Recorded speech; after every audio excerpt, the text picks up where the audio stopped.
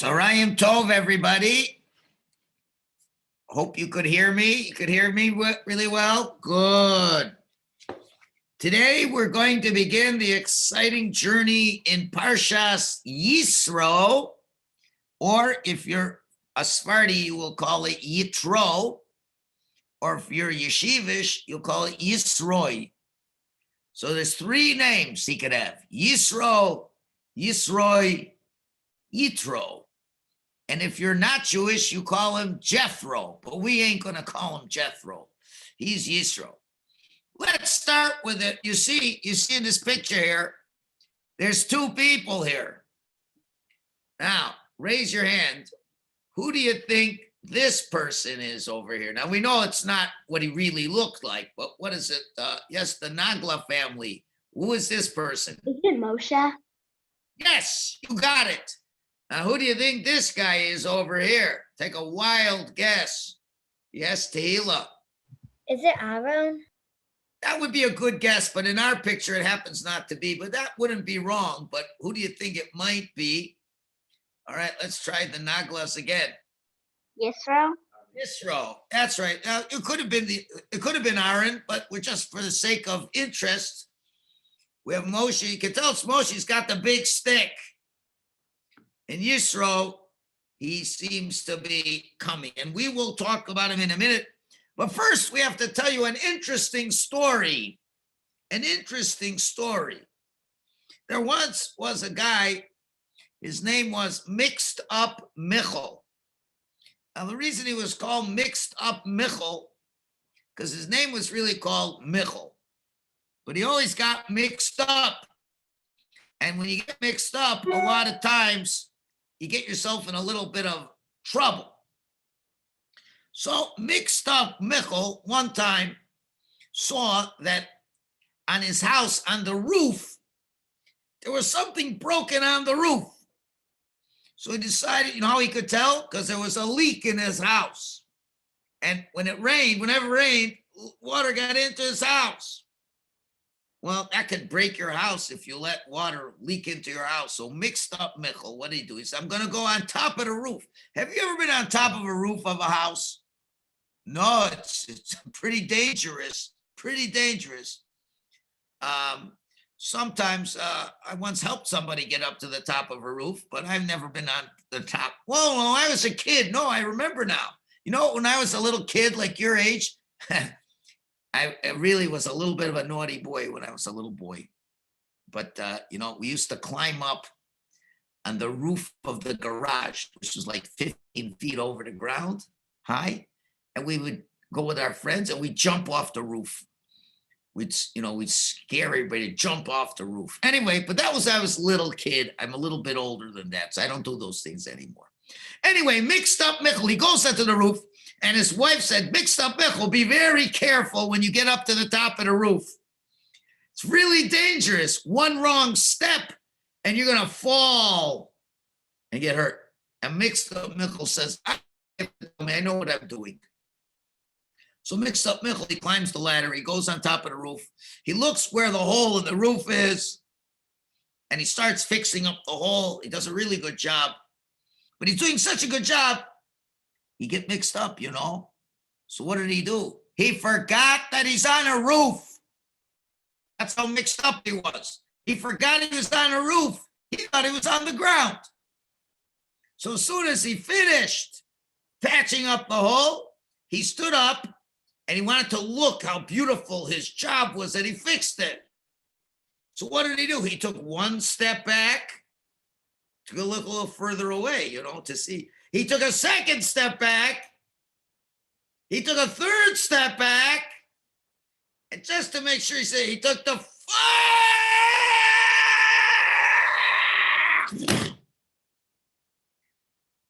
He didn't realize he fell off the roof about 15 feet. See, when I jumped off the roof, I knew I was jumping off the roof, So I'd be careful that when I jump off, I brace myself, I'd roll, and I wouldn't get hurt. But if you're not expecting to jump off a roof and you fall back, whoa, right away he goes, ah! And his mother's from the kitchen looking, oh no! His wife, is looking in the kitchen. Oh no, what happened? So what is the first thing she calls Hatzalah? Hatzalah comes rushing, and 2, 3 Hatzalah cars come, and then comes the ambulance comes, and he's screaming in pain. Oh, they rush him to the hospital. And they don't know where to start. They look at his hand. His hand is broken. They look at his other hand. His other hand is broken. They look at his feet. He fractured his feet. And then they take a look at his skin, and he got terrible cuts all over. He's bleeding all over. And then they listened to his heart. His heart wasn't working so good. And then he smashed it right on his kidney, and his kidney wasn't working good. And he smashed his eyes. He couldn't see so good. He was a mess. So he needed a whole bunch of different doctors to come. First, he needed the doctor who takes care of your bones in your arm. And one doctor had to put a cast over his right hand. Another doctor had to put a cast over his left hand. Then he had all these cuts and bruises. They had to put special ointments to make the bruises and the cuts go away. Then they had to fix his eyes. They had to put special medicine in the eyes and patch up his eyes. And maybe he's going to need glasses. And then his heart wasn't working so good. So they had to put a little thing inside his heart to make it beat better. There were like 10 doctors trying to save this guy's life. And every doctor had to give him a special different medicine. And he got out of the hospital. But boy, it was so hard because he needed so many doctors, so many. I said, yes, Tehila, what's your question? Is this real? Happens all the time. You ever see people fall off a roof? You never saw anybody fall a roof in your life? No. Happens all the time. People are constructing. You ever go look around where they're building big buildings? Big buildings, and people fall off. I mean, they don't do it every day, but it happens. These things happen. A lot of times they just die. If you read in the newspapers, oh, Mr. So-and-so, he fell off the roof, he died. As you go to hospitals, it's a very sad place to see what happens when people fall. Anyway, so that's what happens. Now, there's another type of mixed up Michal who doesn't get hurt with his body, but he gets hurt in his brain, where a person has a big Yetzer Hara is also true, has a big Yetzer Hara, and a lot of times the Yetzer Hara gives us a lot of damage. Our Yetzer Hara tells us to scream and yell at people because we think we're the smartest in everybody, and we can just scream at people. That's one Yetzer Hara, and that's affecting your mind. And then there's another part where the Yetzer Hara tells you to be lazy, and you shouldn't go and clean up like when your parents ask you to. That's another sickness if you're lazy. You know, if you're lazy, it's a sickness too. And then there's other people who get angry, they yell and scream at everybody. That's a real sickness. Do you know anybody who screams and yells at you ever? Don't tell me who. It's Lashon Hara. But if you know, you should know it's a sickness. It's a sickness when people yell. Do you know people who are lazy buggers? And when it's time to get up, they don't get out of bed. I don't want to do it. It's time to do something. That's a sickness. It's a sickness of laziness. Do you know people who think they're better than you? You know, and they say, I'm the best. I'm smarter than you. And then that's a sickness. There's all kinds of sicknesses out there. It's not the same thing like a broken bone or a heart's broken, but their brains aren't working. All kinds of different sicknesses. So I guess you need a lot of doctors to fix up all these different sicknesses. So you know what? You don't. If you're Jewish, you don't need it. You know why? Because in this week's Parsha, we're going to see that Hashem, who's the greatest doctor in the world, has a medicine for the sicknesses of the brain. And there's a lot of people who have sicknesses of the brain. I'm sure you all know some people like that. Don't tell me it's Lashon Hara. But maybe you have a sickness of the brain. I don't know.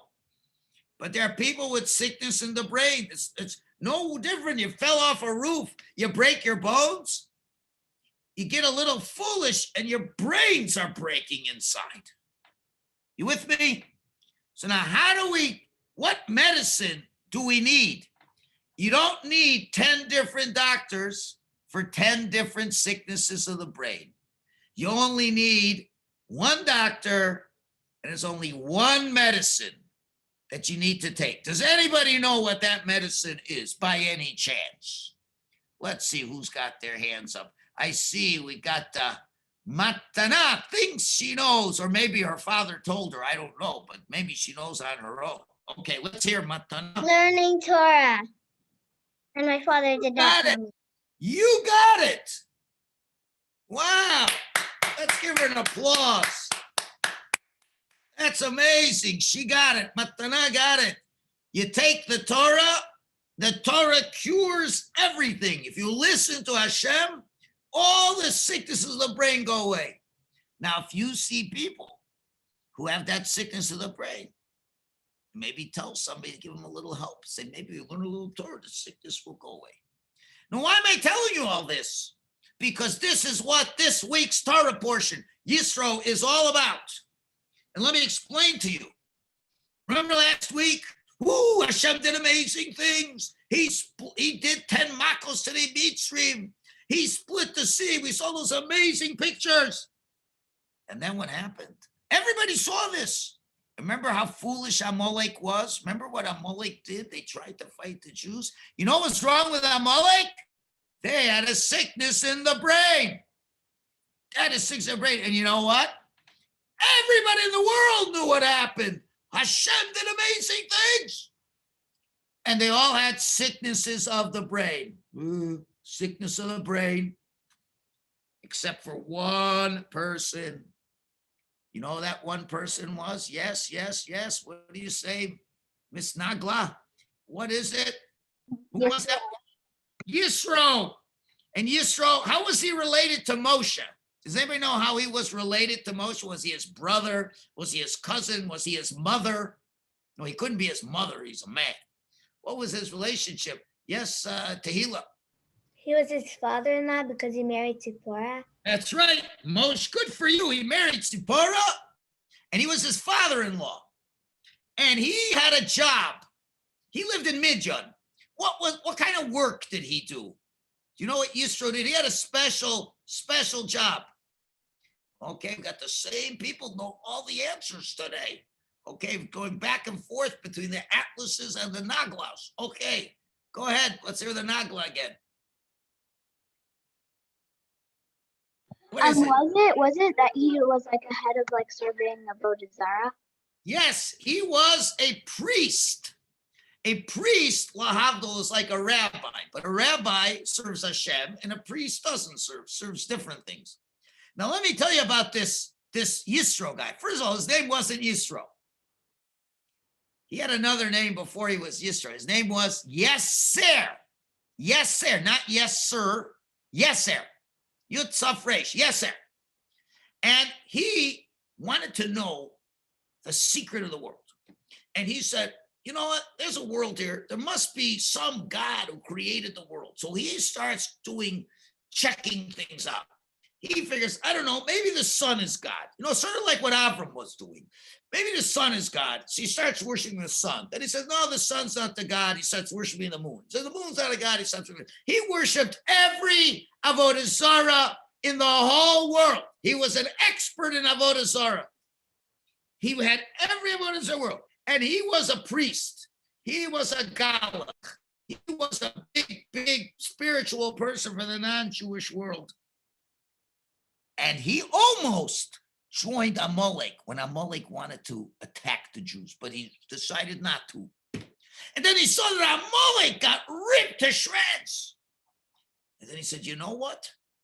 I think the God of the Jews is the real God. I think the God of the Jews, Hashem, is the real God. And I would like to come and become a Jew. And when all his friends said, you crazy? You want to be a Jew? Why do you want to be a Jew? He says, because it's true. Hashem is all powerful and he wants what's good for us. So what did he do? Now, you think he could just come into why would Yisro not be able to visit the Jews? Remember from last week? If Yisro would want to come, okay, so he starts walking. Wait. He takes somebody with him. He takes Zipporah with him, and he takes Moshe's two sons. Do you know what their names are? Do you remember the names of Moshe's two sons? Well, it's the girls remember everything. Yes, Tehillah. Gershom and Eliezer. Eliezer and Gershom, exactly. And now Yisro wants to come, and he's getting really close. He left Midian. He's traveling the desert. He sees the Jewish people right there. He's trying to come, but he can't. Can somebody tell me why he can't visit them? There's a reason why he can't visit them. Yes. Oh, yes. Moshe Michalowicz thinks he knows. Why can't he visit them? Because the cloud protecting the Eden? Yes, you got it. The clouds. He tries to get in. The cloud doesn't let him in. He knocks on the cloud doesn't let him in. So what does he do? You know what he does? He writes a letter. He writes on the letter, Dear Moshe, this is your father-in-law Yisro. I have arrived. Please come out to meet me. Now, you may not want to come because you think I'm a priest. I worship idols. Well, you don't want to come for me. Come because of your wife Zipporah is with me. And you don't want to come because of your wife Zipporah, then come because of your two sons. He takes the letter. He gets a bow and arrow. He attaches the letter to the bow and arrow. And he pulls back hard. And there it goes, the letter, the bow. It's going right to the clouds of glory. And the clouds of glory are thinking, we're not going to let any arrow into this country. But Hashem says, no, let the arrow pass. Oh, it went right through the clouds. It went right in, and it landed right next to Moshe. And Moshe takes a look at the letter. He reads the letter. What? That's my father-in-law? My father-in-law worships idols? He wants to come and visit us? I don't know. I don't know if it's a good idea. He's a priest. He worships idols. I don't know if I should let him in. It wasn't such a good idea letting the Erev Rav in, those Egyptians. They've been making trouble for a while. I don't know if I should let him in. Then Hashem says, Moshe, yes, Hashem. Moshe, go out to greet your father-in-law. I decide who really wants to be a good person and who doesn't. I told you not to take those Egyptians. You didn't listen to me. And you think maybe you shouldn't take your father-in-law. I'm telling you, take your father-in-law because I think he really is coming. L'shem Shemaim, he wants to be a real Jew. Be his friend and don't reject him. So it was. Now we come to the next picture. Moshe sees him in a distance. And we come to the next picture. Okay.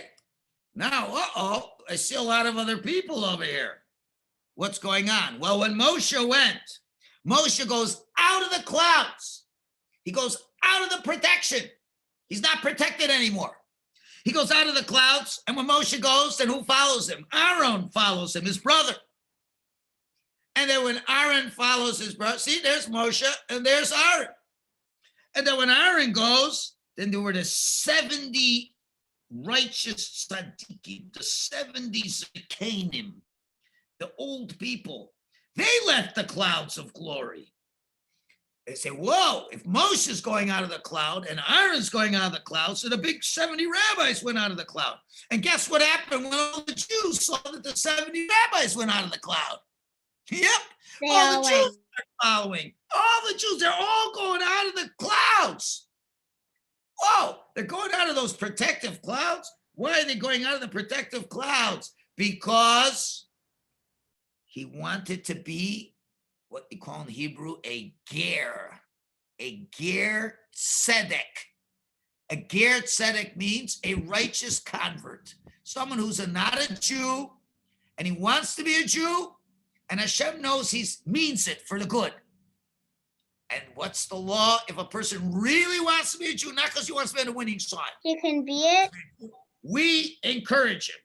So therefore, they all come and they all greet Yisro. He gets so much honor. And Moshe comes over, gives him a big hug, says, how you doing? And then what happens? They all sit down together. Sit down. Now, here it's a little bit hard to know which one's Moshe and which one is Yisro, but I think this one would be Moshe. I think We can't see the picture. it's hard to tell. I know, because it's. I have to make it Ah, smaller.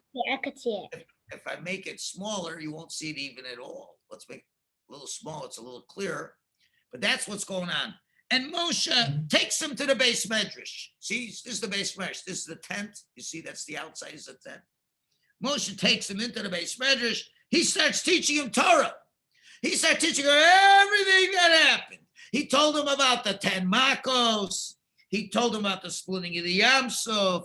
He told him about the war with Amalek. And then he tells Yisro. And Yisro says, hey, I don't understand. How are you guys living in this desert? How come you haven't starved to death? What do you think Moshe told him? Who knows? What do you think Moshe told him? You're saying, I don't understand. You got 3 million people there. You should be dying. You look like you're doing well. Yes, Matana, what do you think Moshe said to him? Moshe said Hashem's helping us. He's helping us. Okay, could somebody tell us what is Hashem doing from last week's Parsha? What are things Hashem is doing to help them? The Jews are not starving to death and not freezing and all those things. What's happening to them? Yes, Tehillah. Hashem's giving them food and water.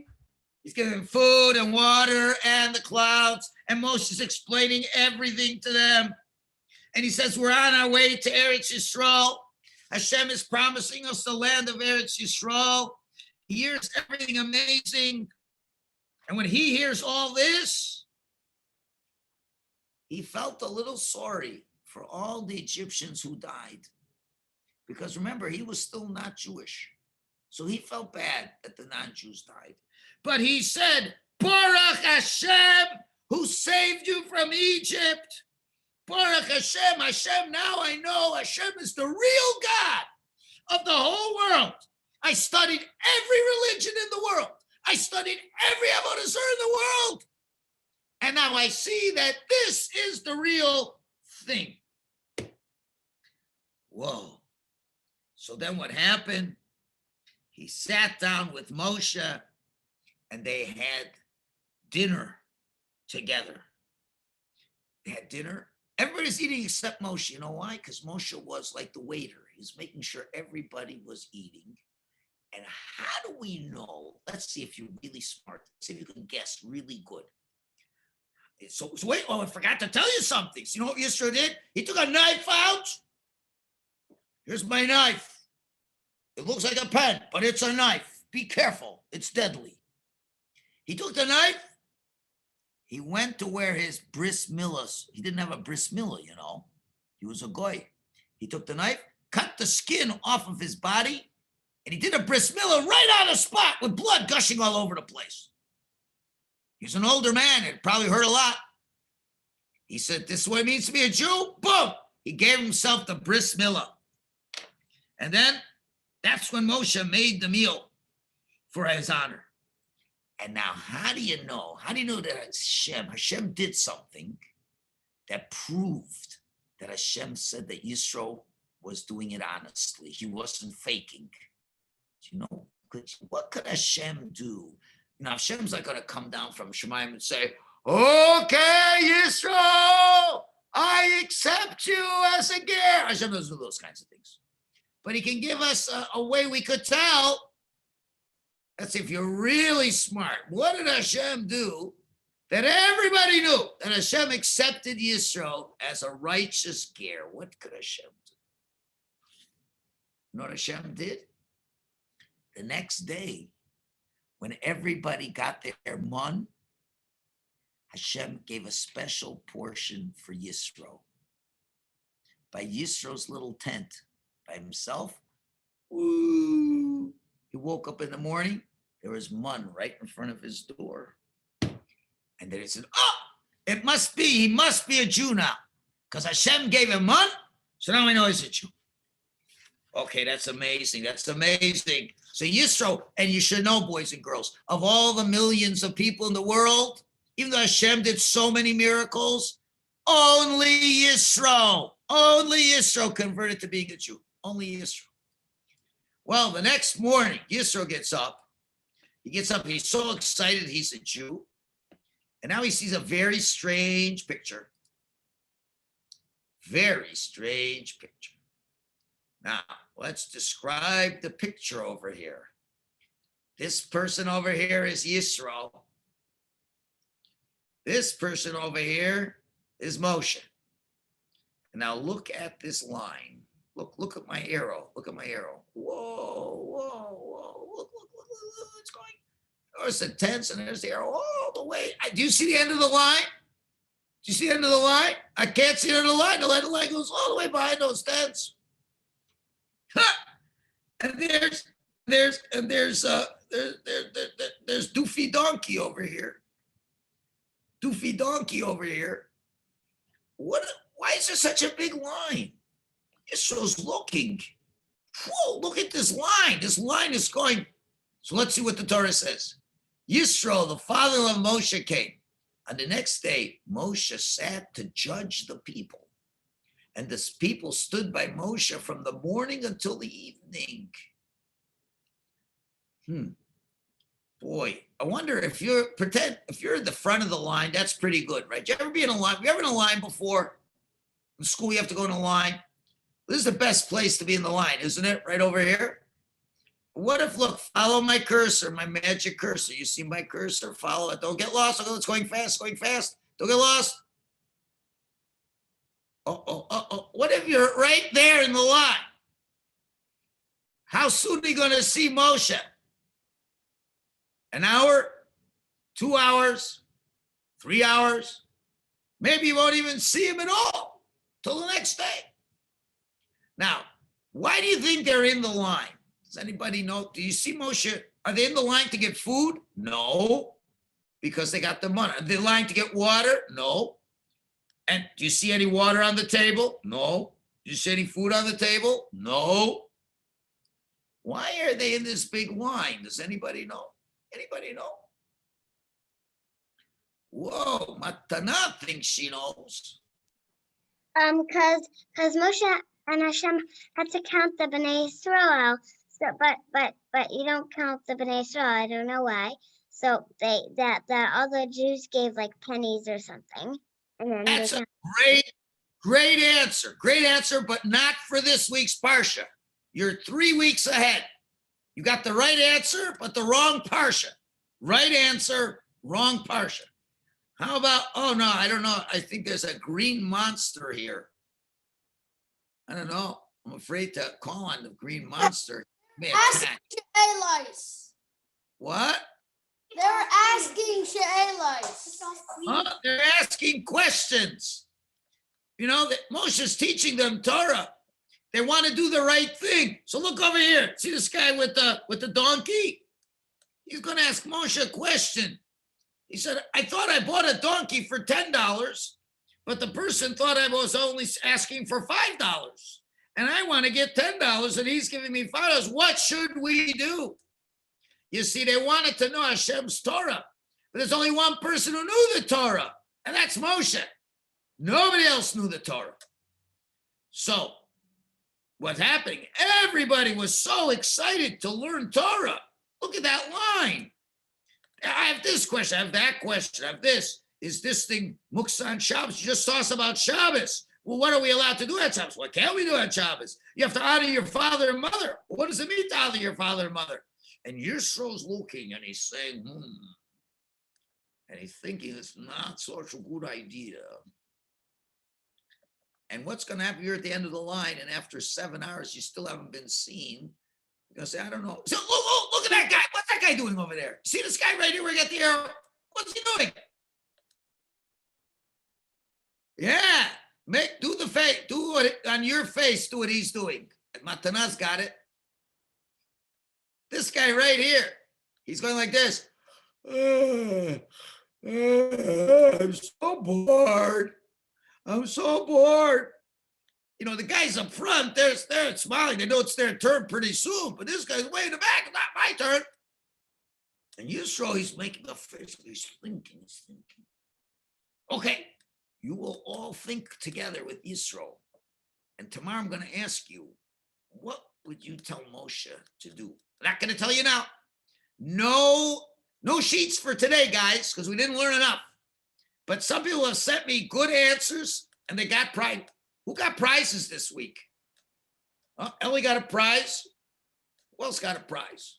I think the Michalowicz has got prizes. No, we got it. You got prizes. Who else? The Atlases, I just got all their sheets today. I'm going to give their Abba to get the prizes for them.